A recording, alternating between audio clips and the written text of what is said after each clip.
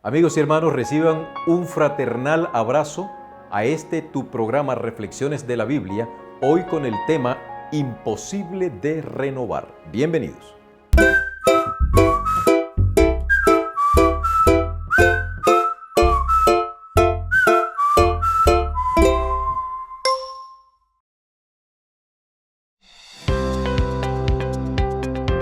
¿Sabías que? Vamos a tratar de ir explicando unos pasajes del libro de Mateo en el capítulo 23. En el capítulo 23, el versículo 27, Jesús dice de la siguiente manera: «Ay de ustedes, maestros de la ley y fariseos, hipócritas, que son como sepulcros blanqueados, que por fuera lucen hermosos, pero por dentro están llenos de huesos de muertos y de podredumbre». ¿Por qué Jesús utilizó esta figura? Bueno, en su época, cuando una persona pisaba un sepulcro, quedaba ceremonialmente inmundo, de acuerdo a lo que nos dice Números 19:16.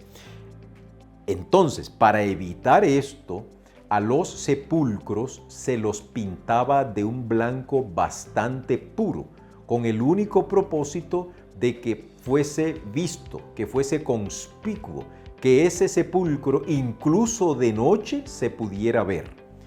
Desafortunadamente, si había alguien que era ciego o alguien que no veía bien y pisaba el sepulcro y alguien se lo hacía notar, esa persona tenía problemas porque era inmundo ceremonialmente.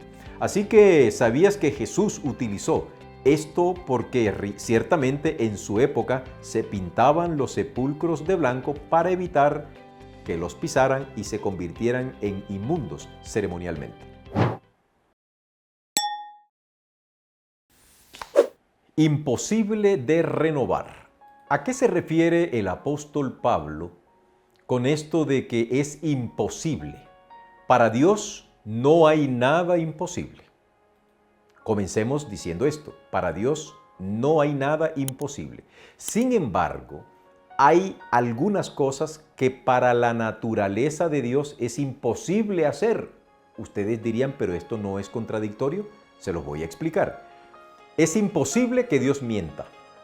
Eso es un imposible. Segundo, es imposible que Dios cambie. Tercero, es imposible que Dios se arrepienta. Vamos a explicar esto. ¿Por qué se dice que para Dios no hay nada imposible y sin embargo hay estas tres cosas que son imposibles que Dios haga?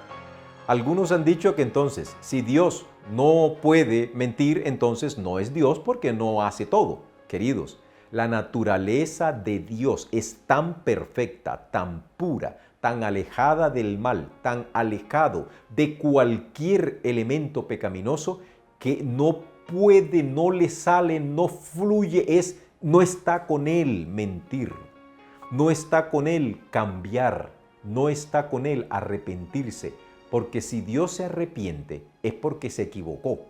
Entonces alguien me diría, pero ¿y entonces, Pastor Márquez, por qué allá él se arrepintió de crear al hombre y por qué se arrepintió de destruir a los ninivitas? La explicación es fácil. Porque hubo un cambio de actitud de parte de los ninivitas y porque los antediluvianos no tuvieron un cambio de actitud. Cuando Dios dice que se arrepiente es porque Él dice, voy a hacer tal cosa porque lo que ustedes están haciendo no es agradable a mí. Si ustedes cambian de actitud, la amenaza que yo les estoy diciendo, no la cumplo. Pero si ustedes no cambian de actitud, la amenaza que yo les estoy diciendo, se las cumplo. Los antediluvianos no cambiaron frente a la advertencia de Dios y fueron destruidos, mientras que los ninivitas cambiaron frente a la advertencia de Dios y fueron perdonados. Así que los imposibles para Dios son simple y llanamente por su naturaleza. Así como para nosotros es imposible trasladarnos de un lugar a otro en teletransportación. Así como para nosotros es imposible leer el pensamiento de otro. Y así tenemos un sinnúmero de imposibles porque para nosotros sí que hay imposibilidades. Pero el apóstol Pablo entra en el plano de lo espiritual. A saber, si una persona se aleja de los caminos de Dios de manera voluntaria, es imposible que haya un nuevo sacrificio. Ya no puede haber más sacrificios.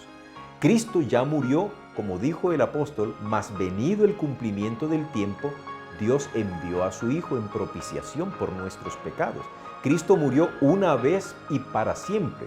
Por eso, Pablo está colocando esta ilustración como una especie de advertencia.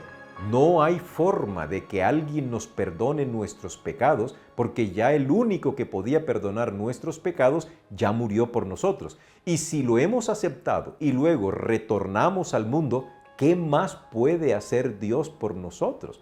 ¿Qué más puede hacer Dios por ti o por mí si voluntariamente nos empeñamos en volver a nuestras pasiones antiguas, en volver otra vez a darle gusto a la carne con sus pasiones, con sus debilidades? La lucha es contra el yo. Pero queridos, no te aflijas tampoco al creer de que si pecas ahora que has abrazado los caminos de Dios, entonces estás cumpliendo lo que dice el apóstol Pablo. No, no se está refiriendo a esto. Tú y yo tenemos una naturaleza pecaminosa. Es más, te voy a decir esto. El solo hecho de tener esta naturaleza pecaminosa ya se nos constituye en pecado. Así tú y yo no cometamos un solo pecado, moralmente hablando, somos pecadores por naturaleza, por herencia y por experiencia. En consecuencia, hoy, aliéntate en Dios. Si has pecado, arrepiéntete. Ve a los pies de Jesús. Confiesa tu pecado. Y si estás empezando a dar pasos en alejarte de Jesús, presta mucha atención, porque esto es una de las primeras señales de que el Espíritu Santo te está abandonando. Que del cielo se derramen sobre ti y sobre tu cabeza las más grandes y abundantes bendiciones es mi deseo de todo corazón.